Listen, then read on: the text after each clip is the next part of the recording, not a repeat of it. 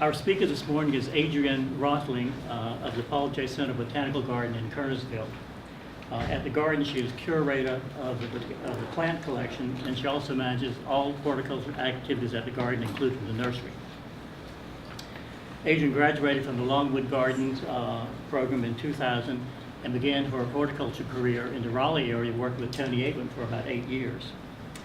She then left Plant Delights Nursery and went to Ciener in Kernersville, and has been there since 2008. She received a 2-year scholarship grant from the Chanticleer Gardens in Pennsylvania in order to improve her horticultural and garden writing, which she's been prolific at over the years. Adrienne is here with her husband, John, whom many of us remember working here years ago. John, welcome also today. She will be talking today about clematis and other vines in the garden, so please welcome Andrew Roethling.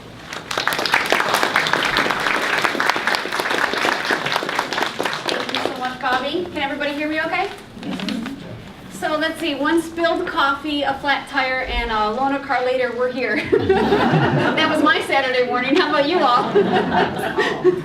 But I had my brother and John with me, and they fixed the flat. And my mechanic was right around the corner, so conveniently he said, just bring it in, and so I'm also getting 2 new tires. So this trip is great.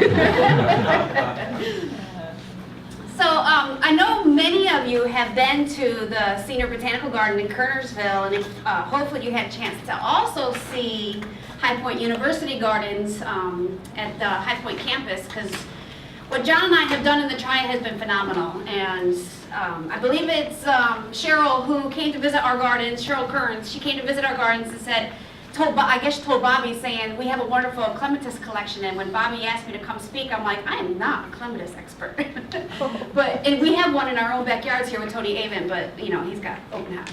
And you all can't afford Tony anymore, so. So I'm actually flattered because I had a chance to increase my photo library of clematis between my garden and John's garden, and I actually prepared quite a list, and hopefully some of these are new to you. If not, it's definitely nice to see some photos of the old standbys. So I am going to start the talk on clematis, and I'm going to switch it up towards the end. I did this talk 2 days ago, and ironically, I improved it in 2 days, so I will not lose you. It's a little dark. You might not be able to see your handout, but what's great is I've got the names of the plants on the slide, on the projector here, and it coincides a little bit with your list. I changed it up just a little bit, but you won't get lost, I promise.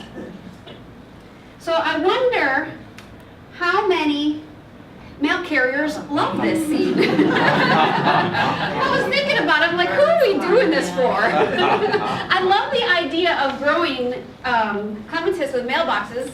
I'm surprised Lowe's or Home Depot hasn't picked up on this market. It could be a great little, combination. Mailboxes, clematis sold separately, you know. But it's been great to see. I stole these off the internet. This is not anyone's garden here in this room, I guarantee it. So these are off the internet. But this is a very common thing all throughout the North America, I guess.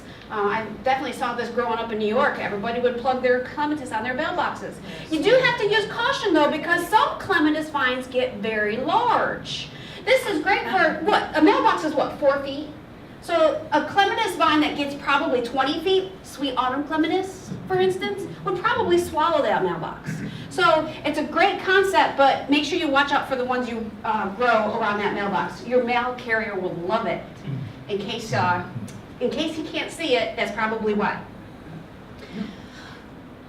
But the great thing about these clematis is you can add height to your garden. So if you have a rather small garden, go up. You know, if you're worried about trees getting too big and shading out the rest of your garden, it's okay. Go up with these clematis, and you can actually build a nice, wonderful clematis collection if you go up.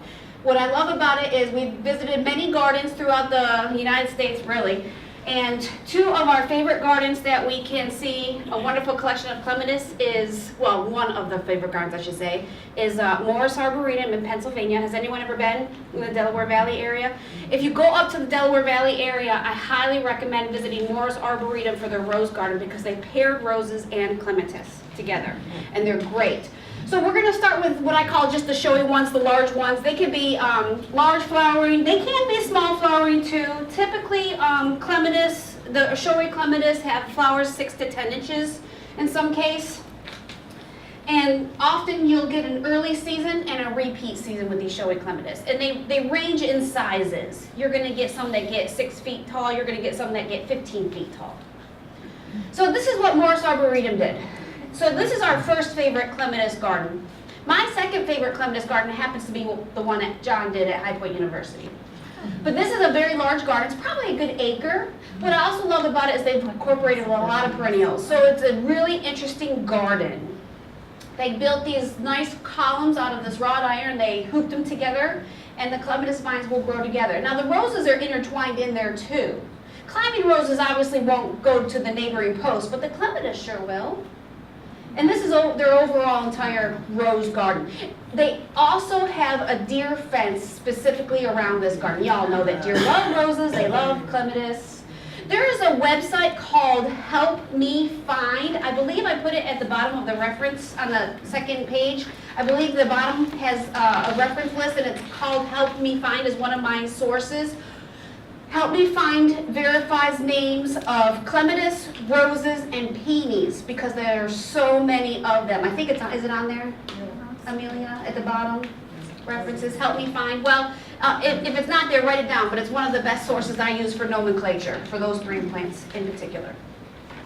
So this is what John has done at High Point University, kind of modeled after the Morris Arboretum. It is a much smaller space, but it's utilized well because he was able to build that garden up. His combinations are great. He's also incorporated perennials, so it's a really effective garden. High Point University is a really unique space because it's 400 acres, and John has pretty much captured all of that with gardens spread throughout. So if you ever visit there, don't go now because the students are there, unless you really like that sort of thing. The students are getting younger and younger, and their clothes are getting smaller and smaller. Maybe that's why John likes working there. Just kidding. But go during the spring break, summer break, even fall break when the students are gone, because it's if you like walking, that's fantastic, but it's one of those gardens where you need to park, maybe visit 5 gardens, get back in your car, go to another spot, park. There's maps everywhere, and of course bring a group. I think Cheryl is actually working on trying to bring a group, especially from the J.C. Ralston Arboretum volunteers, Yes. to come and visit us possibly in the spring. So we're looking at that. But come anytime. John and I are happy to give you a tour. Come see High Point University and Ciener Garden because we're 20 minutes away. Another shot of what John has done with the Pat Plaxico Climbing Rose Garden at High Point University. Oops. So let's talk about the showy clematis, what I consider the showy clematis, the large flowering clematis, the president. It has been a great parent to a lot of the hybrids that we see today too. Y'all know Doug and Edith, they designed our perennial border, so a lot of these shots are taken from our perennial border. They paired plants really well, so they actually have the president paired here with a variegated honeysuckle. We'll get to honeysuckle a little bit later, let's not curse that plant right now. This is a new one that came out. This is grown at Tony Avon's garden. I love it. It's not going to be your biggest clematis as far as the size of the plant. It only gets about 6 feet tall, I think anyway. That's what it says in the literature. But I like that anemone center. This is what you get on the internet. So I'm not exactly 100% sure what it's supposed to look like. Since Tony Avon has that one on the right-hand side, I have a feeling that's probably more indicative of what it's going to look like here in Raleigh or at least in the southeast. This photo on the left was taken from Cannon Nursery in the UK. So it's amazing how plants look different from region to region. And then look at this one here. This is going to seed. Now it will fade to white. Have you ever heard of clematis called old man's beard? It's because of those white plumes, and I'll show you more shots of that. But those white plumes look like a old man's beard. So you'll see that combination once in a while. This is up at Morris Arboretum. I think this is one that I accidentally indicated wrong on your list. So glad I had the 2 days where I fixed it up. But it's Polish Spirit. It's actually a newer one that came out, but it's already in the States. What I love about it, it's got just a little bit of a darker purple around the edge and a little bit lighter. Sometimes you'll see, these are faded, but sometimes you'll see some purple anthers in there too. I have this one at Ciener Garden, and you know what? That shot was taken back in 2010, perhaps. I know that because our office trailer is still right there, which is long gone now. That clematis looks exactly like that. It hasn't grown any bit. It could be nutrients, it could be the variety. Hopefully somebody else has a better variety, but other clematis have excelled compared to this one. But I do like this one. It's one of the first true pink ones that have come out in many years. It's an old standby though. Jackmanii, I mean, this is a 150-year-old plant. Yeah. So you see this listed as a hybrid too, so I wasn't sure where to categorize it, but I put it in your showy clematis because it blooms in the spring, heaviest in spring, and then it blooms again in fall. It repeats itself. But it's this very popular, almost everybody in the States has this plant growing somewhere. It's widely spread. And then here it is at Longwood Gardens, paired in their purple border, well, their section. They have this kind of section where they've broken it up into quarters. This is the purple quarter. Looks great with that allium and that perennial salvia, and then you'll get those blooms a little bit later. If I'm not mistaken, we went to Longwood Gardens and Morris Arboretum end of May, beginning of June. So they look great throughout. Okay, so we're going to get into a little bit of the hybrids, the Viticellas. The Viticellas is one of the smaller flower groups. Among the small flower groups, there's at least 10 different categories. But this is probably one of my favorite. It is one of the best in the bloodlines for hybridization, and we'll talk about that a little bit. What I love about them is you get those little bell-shaped flowers, almost true bell-shaped flowers. Some of them will open up, some of them will be cup-shaped, some of them have 6 petals, 5 petals, 4 petals, but they're great. Two-toned. This is another spot that Doug and Edith really capitalized by putting that pink clematis on the other side of that variegated honeysuckle. And again, I'll get into that variegated honeysuckle later. Here's a close-up of those flowers. A little two-toned action going on there makes it really effective.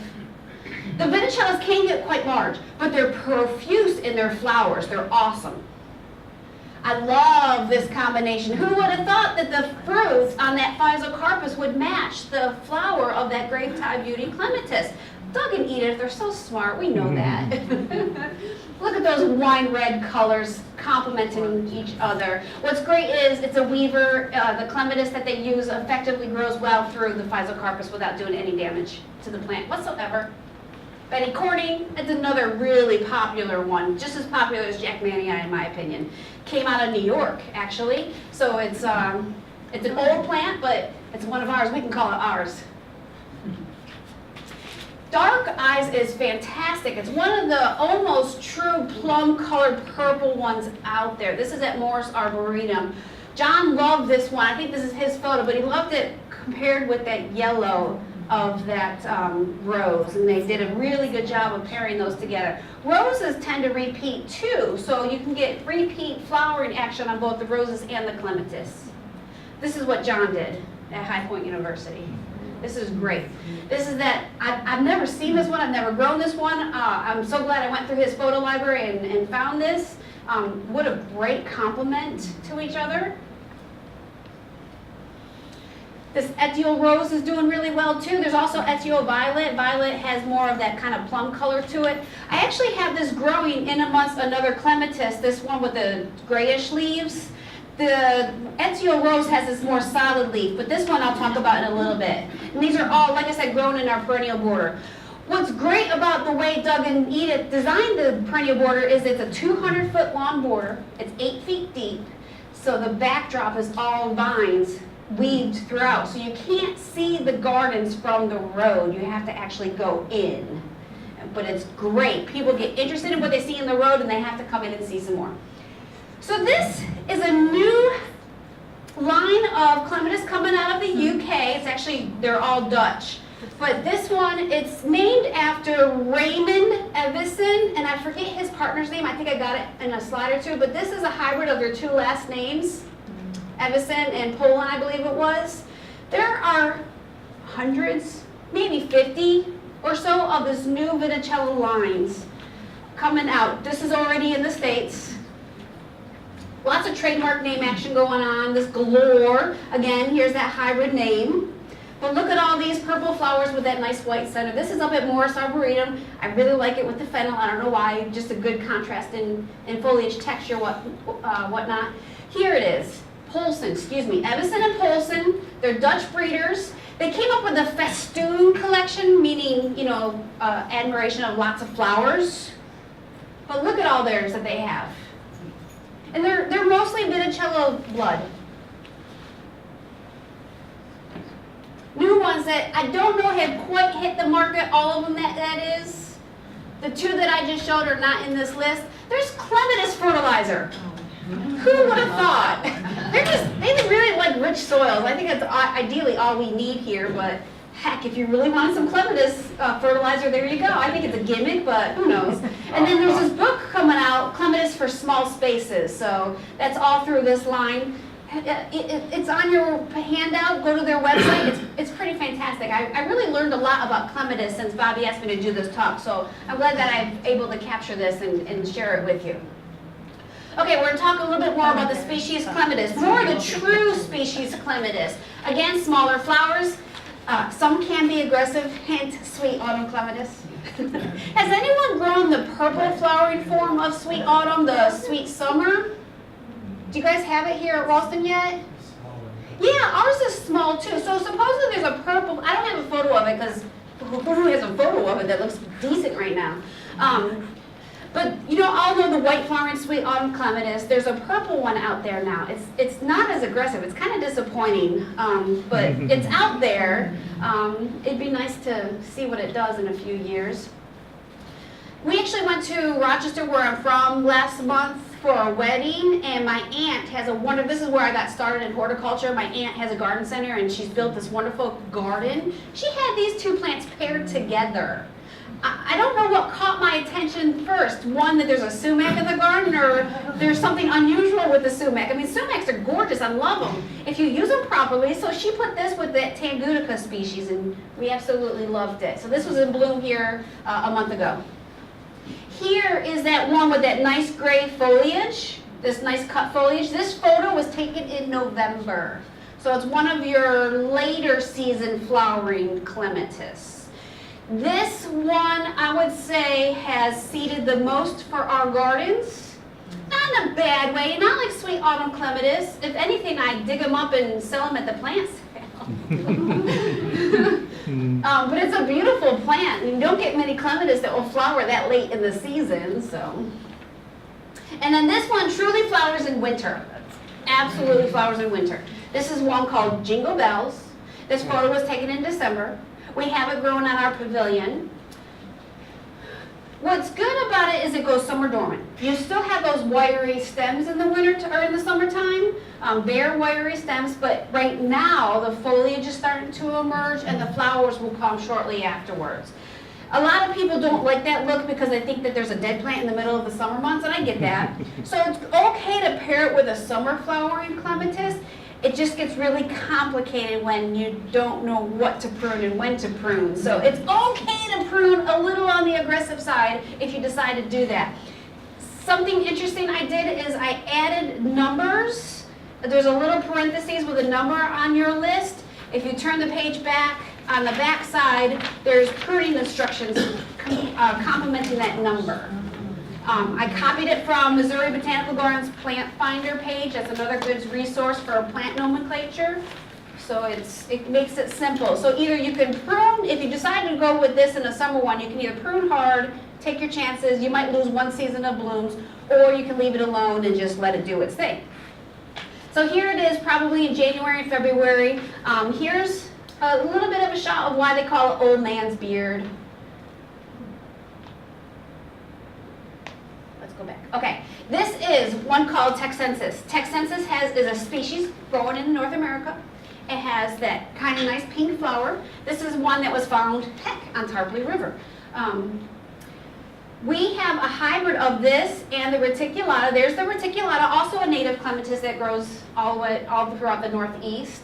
But one more reticulata. This is what Tony Avon sells it as catalog. So it's really interesting the species diversity you get. Here's the typical one, the purple flower. Here's Tony Avon's.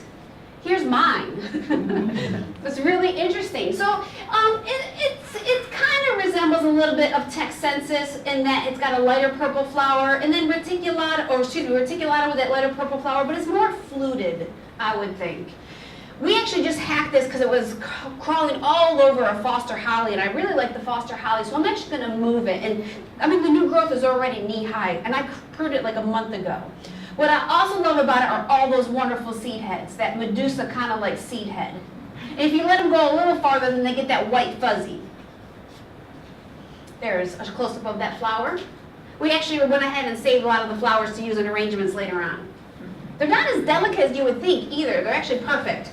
So here's another species, Clematis. This was grown in my aunt's garden in Rochester, New York, and it's a true herbaceous clematis. It only gets about 2 to 3 feet tall, 2 to 3 feet wide. Mass of flowers. It was really hard to capture the whole entire plant with all the flowers. It was in full flower, but there's a close-up of it. And I believe there's a darker purple, well, maybe not darker purple, but there's almost more of a purple one too. They do very well for us, by the way. This is one called Purpurea. This was taken at Cornell Plantations. This was taken in August. Look at that new growth. I'm assuming they probably had a little bit of a cool spell maybe, or some rain, and all that new growth is coming, but that's why they call it Purpurea. And then all these stems, all these wiry stems had flowers on it. So you can imagine what that looked like probably about 2 weeks prior to this. But we did catch some flowers. So there's a little teeny tiny white flowers, but they're in mass. I actually grew this plant when I was a student at Longwood Gardens, and I dug it down and brought it to North Carolina. Honestly, I don't know what happened to it. Either voles ate it, or I took it to Paul J. Ciener Botanical Garden and I forgot about it. I don't know, but it does well for us.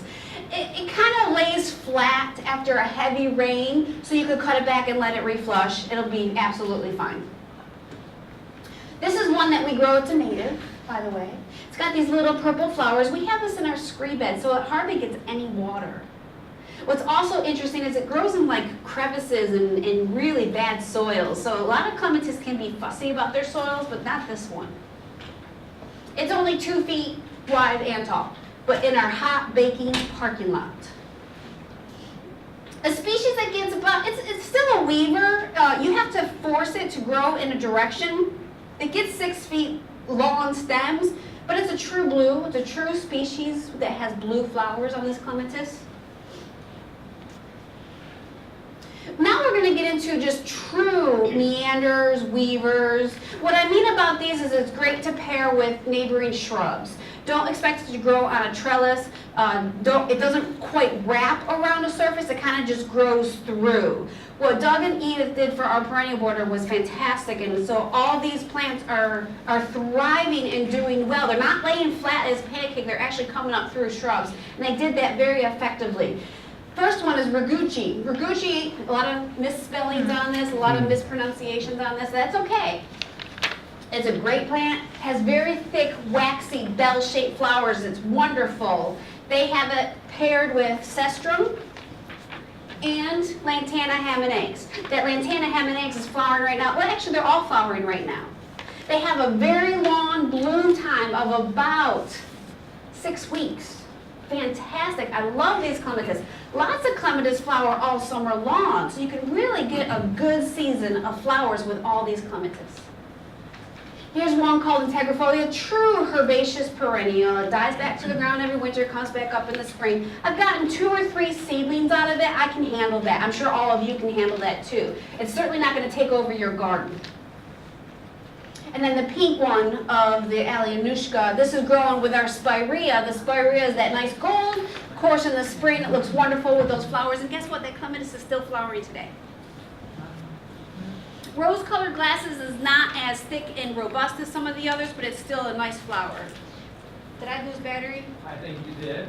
Y'all can still hear me okay, though? Yeah. Yeah, great. Thank you. And then this is one called Sapphire Indigo that John has grown at the Welcome Garden at High Point University. This is flowering. Well, look, there's pansies, snapdragons, and of course the geranium. So this is growing and flowering in early spring. And guess what? It was still blooming 2 weeks ago, 3 weeks ago, whenever we drove through the Welcome Garden. Nice dark flowers. How about a true yellow? Mongolian gold. What's interesting is Mongolian gold is probably one of the only true gold flowering clematis that I know of anyway. Nice thick waxy flower, lots and lots of blooms with these guys. Mongolian gold doesn't get overly large. It still only gets like 6 feet by 6 feet at the most. good friend of mine, probably a lot of good friend of yours in the audience too, Hans Hansen, went to go visit some UK breeders not too long ago, and he posted some photos of Clematis on his Facebook page. A lot of you on Facebook? Thank you, Chris. Appreciate that. So he shared some photos of the future of Clematis, and I asked him if with his permission, if I could show these, and he said absolutely. And he's like, call me if they don't work out for you. We'll definitely make sure you could show these in your presentation. So again, we have the Raymond Evison collection. We also have the Thorncraft collection.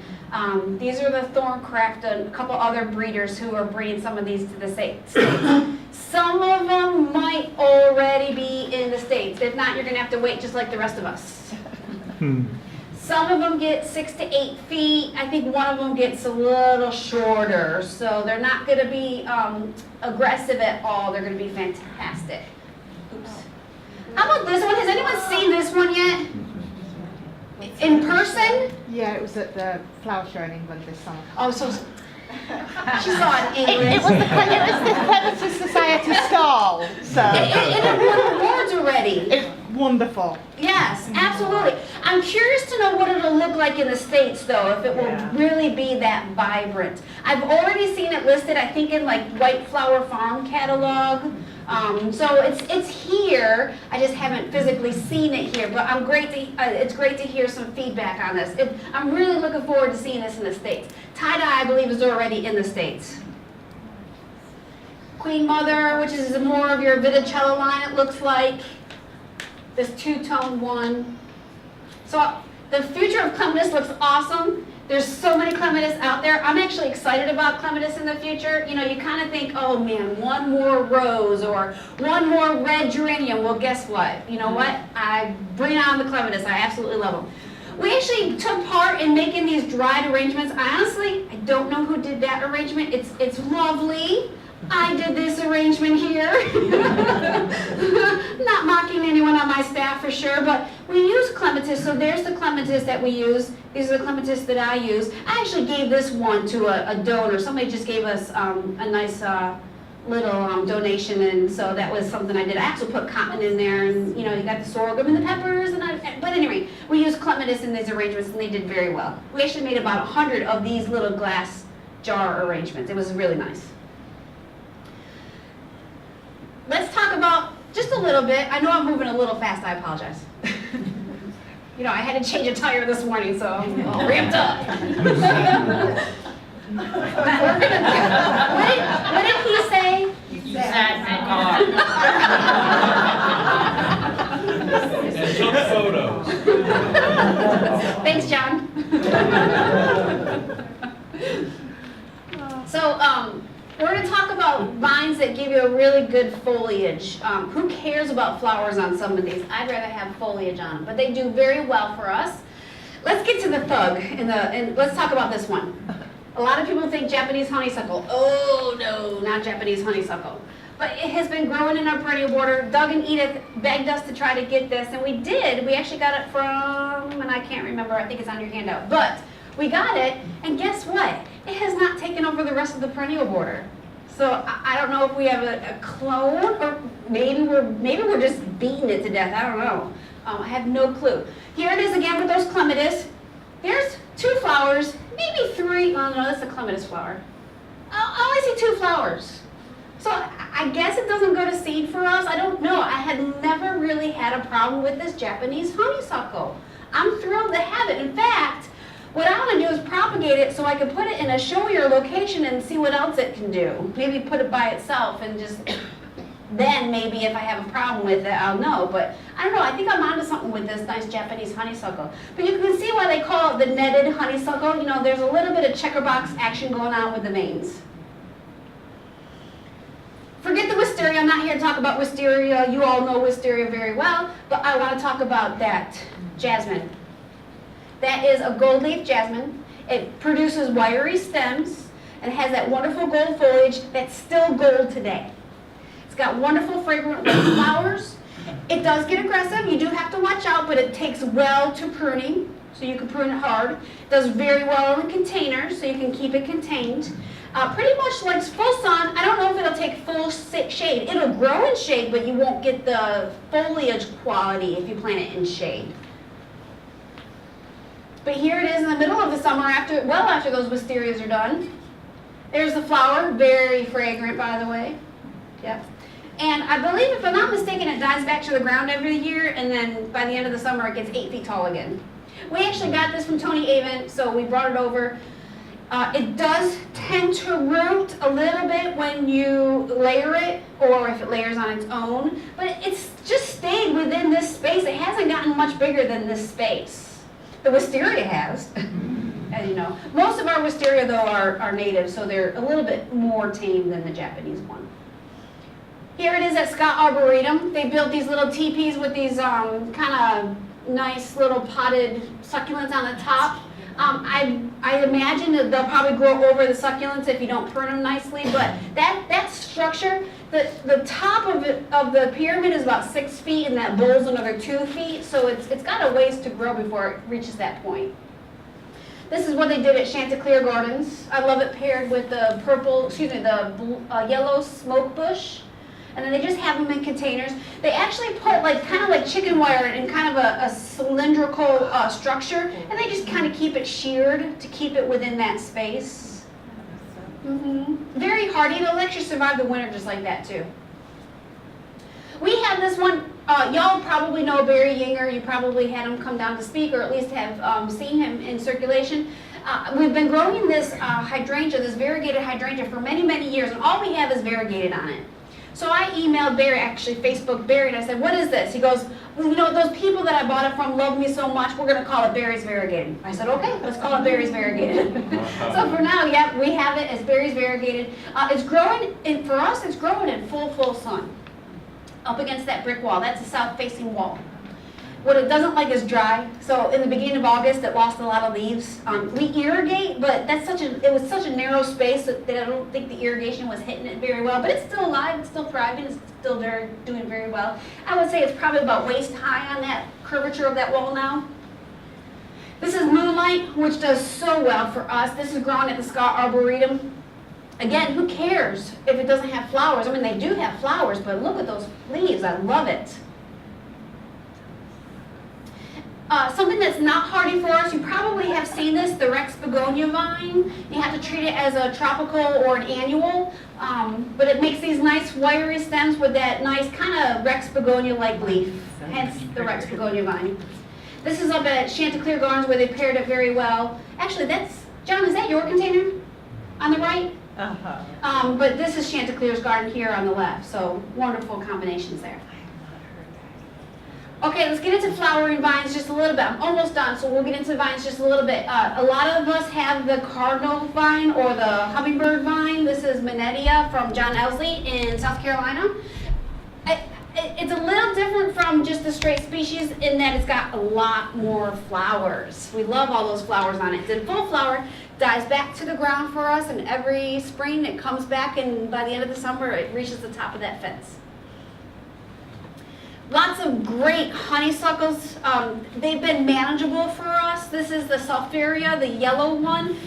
What's really interesting, I don't know why I never clued into this growing up, but when I was given a tour of the Ciener gardens to a bunch of third graders, I was talking about the vines. Of course, they didn't really care, but I was talking about the vines, and one little boy went and picked off a flower and started sucking on the honeysuckle. I'm like, what are you doing? And he told me, I'm like, why did I never do that as a kid? And everybody had to go for it then. And next thing you know, everybody loves the honeysuckle. So sweet. There's the orange one called Mandarin. We have that grown in our perennial border too. And then lastly, we have Major Wheeler, which flowers either a long time throughout the summer months or it repeats, because I've had somebody say to me that theirs is still flowering today. Flowers heaviest in April and May, and then you get sporadic blooms the rest of the summer. Chocolate vine. Yeah. I love chocolate vine. I love the fragrance on chocolate vine. What I don't love is how aggressive it can be. It grows and grows and grows. It seeds and seeds and seeds. But I gotta love it, I gotta have it. Actually, this is taken here. I wanted to get a nice contrast, but this is just the straight species chocolate vine. There is a white one. which, you know, might be a cliche. I think it smells like vanilla, so chocolate vanilla, why not? So far it's manageable for us. We have this growing on the backside of our patio terrace. There you see growing with the white flowering one. And then on the other side of the white flowering one, we have this one called Longa racemosa. It's got those long chains. It's got the male and female flower on 2 separate structures. It flowers for about 4 weeks for us.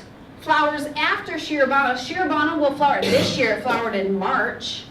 And so this one flowered in May. They still run. You don't get a whole lot of seed viability, so I'm okay with that. So we do have a couple of staff members that might just have to go and prune them and keep them maintained. But the Longa racemosa lacks fragrance. That's the only negative in my mind. And then another non-hardy vine is the Dutchman's pipe vine. There are a lot of Aristolochias that are hardy for us, but this one with that large flower, gigantea, we actually plant it out every spring. We cut it back hard in the fall right before the frost. We dig it up, put it in our greenhouse, bring it back outdoors in the spring, find a place to grow it, and by the end of the summer, it's topped with all these wonderful flowers. Well, since y'all mentioned plant sales, I have to mention mine. I really do appreciate giving this talk. I feel like I sped through it, but that's okay. I hope you enjoy clematis vines as much as I do and some other vines. Now, I don't think we'll be selling any clematis vines at our October plant sale. It's my hope to maybe in the spring. Has anyone seen a potted clematis look great this time of year? Not really. When I gave this talk to a group on Thursday, the lady said, "Did you see my clematis vine growing on my mailbox?" And I'm like, "No." And she goes, "Okay, good, because it looks awful." I'm like, yeah, that's clematis for you, some clematis for you. But we are going to have our plant sale on October 7th. We partner with Piedmont Carolina Nursery. A lot of people are not aware of this, but Paul Ciener started Piedmont Carolina Nursery back in the 70s. And it's still going strong today. Mark Peters, Chip Calloway, and Miles Peters all run the operation, and we partner with them on our plant sale.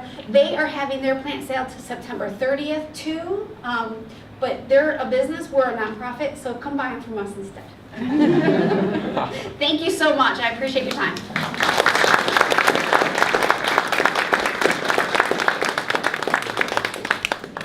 Does anybody have any questions? Yes. Can you say something about the ideal growing conditions For clematis?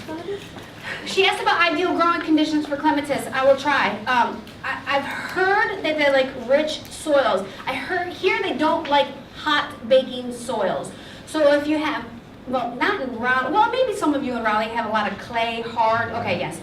If you have a lot of clay, hard soils, almost dig up the entire thing, score that area, put nothing but compost back in the hole. Or try to mix it up is probably better.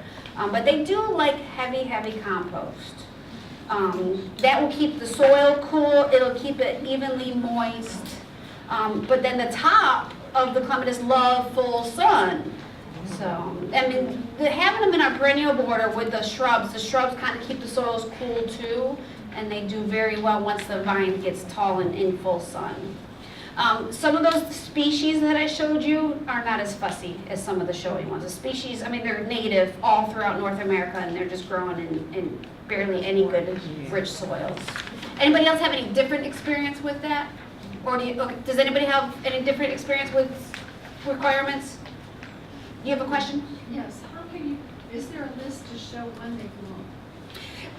I don't know if I put it on your list. So the showy clematis, what I did was I went to that Help Me Find website. And that Help Me Find website told you when they bloom. And they might say early, mid, or late.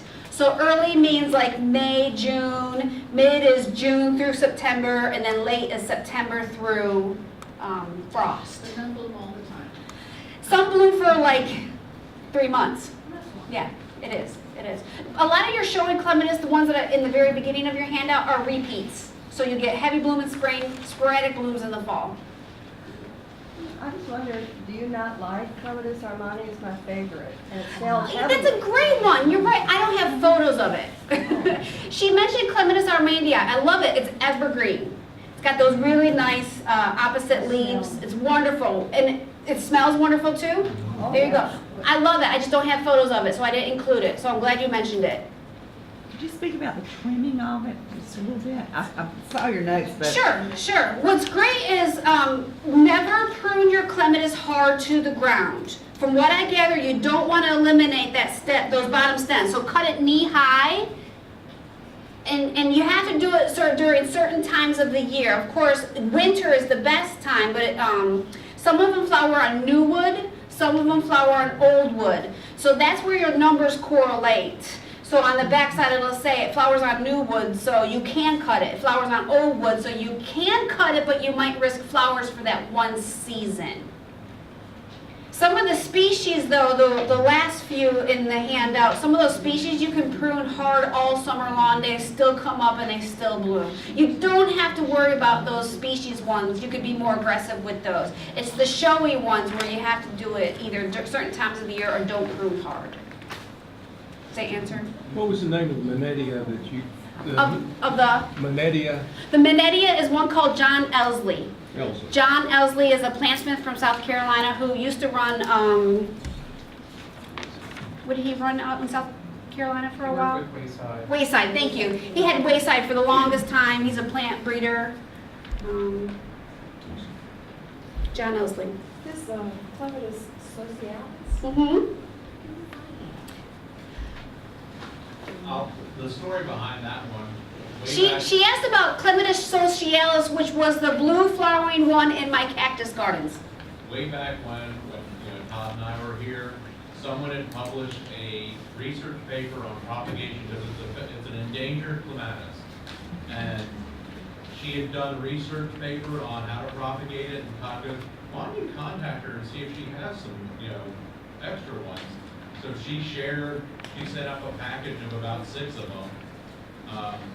That's how, there should be a plant here, I would think. We don't have one anymore. I'll make sure you get one. Well- That's probably yours. It's a beautiful plant, and, it just was one of those happenstance of someone published a paper and reached out. But, ideally, the protocols for propagating are in there, so get to work. Okay, will do.